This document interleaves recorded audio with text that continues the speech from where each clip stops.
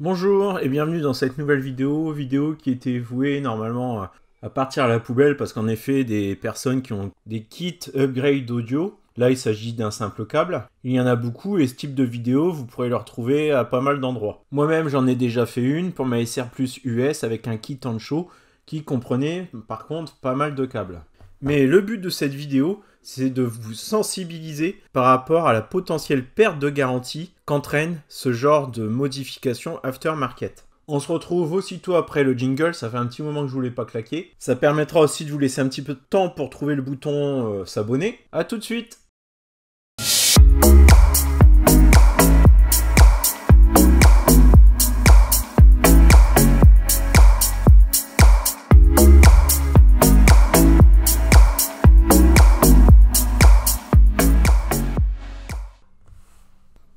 Alors j'ai déballé le câble, il n'est pas bien gros, beaucoup plus petit que ce que j'avais eu chez Ancho.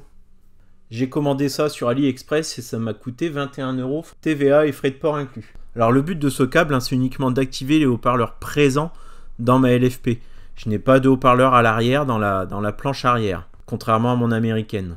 La différence audio entre ma première SR Plus où j'ai fait l'upgrade d'audio et celle-ci que j'ai reçue donc d'origine, elle est quand même assez notable, c'est pour ça que j'ai commandé ce câble. Même si le son de la SR Plus sans rien faire d'origine est déjà très bon. Alors ce n'est pas du tout une vidéo tuto, hein, mais la majeure partie des problèmes en fait de ce type de câble, c'est qu'on le branche, vous le voyez ici, le connecteur, c'est sur l'ordinateur de la voiture.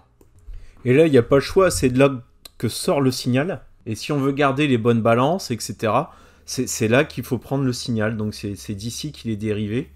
Même si on pourrait penser que c'est quasiment la même chose que sur une LR ou une perf, le montage n'est pas tout à fait pareil. C'est-à-dire qu'il y a des haut-parleurs qui sont mis en série, et là on les met en parallèle. Et si vous vous rappelez de vos cours du collège sur la loi des intensités, quelque chose qui est branché en dérivation, donc on est sur un branchement en parallèle en fait, et donc là c'est la loi d'additivité. Donc on va tirer plus sur des composants qui sont peut-être pas prévus pour. Le débat technique, il pourrait aller assez loin. Honnêtement, je ne suis pas assez qualifié pour rentrer dans les détails complexes des différentes versions de câbles qui existent, des différentes versions aussi d'ordinateurs de bord. Mais ce dont on est certain, c'est qu'il y a des cas qui existent de retour en garantie que Tesla a refusé parce qu'il y avait ce type de branchement sur l'ordinateur de bord. Donc la garantie de la voiture, bien sûr, dans son intégralité, elle est préservée. Mais là où vous avez fait une modification, il y a un risque. De mon côté, sur Internet, je suis tombé sur Guillaume, sur un groupe Facebook qui témoigne d'une mauvaise expérience avec Chambourcy, où on lui a fait prendre en charge le remplacement d'une batterie avec des frais aussi de diagnostic assez élevés. Donc il en a eu pour plus de 500 €. Ils ont mis ça sur le dos du câble. Je me suis entretenu il y a de ça quelques temps, c'était l'année dernière, au téléphone avec lui. Il m'a aussi indiqué qu'à Rangers, je lui avais parlé d'un ordinateur de bord qui n'avait pas été pris en charge à cause de ce type de câble, donc sur une LFP. Donc certainement un câble peut-être adapté à d'anciennes générations de Model 3 qui a été installé sur un véhicule trop récent, d'après lui. Et si on fait quelques recherches sur Internet, on trouve des cas similaires. Donc là, par exemple, sur le forum Automobile Propre, un message repris du forum Tesla Motors. Donc, pareil, dit que la voiture a bloqué lors d'une mise à jour qui correspondait à un upgrade de la partie audio. Et Tesla lui ont facturé 2200 $ pour installer un nouvel ordinateur. Que le câble soit en défaut ou pas, qu'il y ait un lien ou pas, en tout cas, Tesla ont l'air de prendre rapidement cette excuse pour ne pas faire de prise en charge sous garantie. Alors la garantie standard Tesla, c'est 4 ans ou 80 000 km. Pour ceux qui ont dépassé les 80 000 km, là de toute façon, si vous arrivez un pépin, quoi qu'il en soit, ça sera de votre poche. En dehors de la batterie et du groupe motopropulseur, ça qui a une garantie étendue à 8 ans ou 160 000 km, en tout cas pour les modèles 3 propulsion, un petit peu plus pour les grandes autonomies, il me semble que c'est 192 000 km. Mais ce que je sais, moi, c'est que ça m'a rendu un petit peu frileux. Le kit est installé, je le laisse, mais c'est la moindre problème, si je dois appeler Tesla, ce qui est certain, c'est que je le retire avant d'y aller. Alors je ne vais pas non plus mentir, je vais pas leur dire, je n'ai jamais mis de ce type de kit. S'ils le découvrent dans les logs, bah de toute façon c'est cuit. Hein. Mais si on me le demande, oui j'ai mis un kit. Mais avec un petit peu de chance, en le retirant avant, bon bah ils se poseront pas la question. Surtout que celui-ci de kit que j'ai installé, il est quand même bien plus simple que sur mon autre SR+. Je l'ai installé en 2 minutes, je vous mets aussi là en...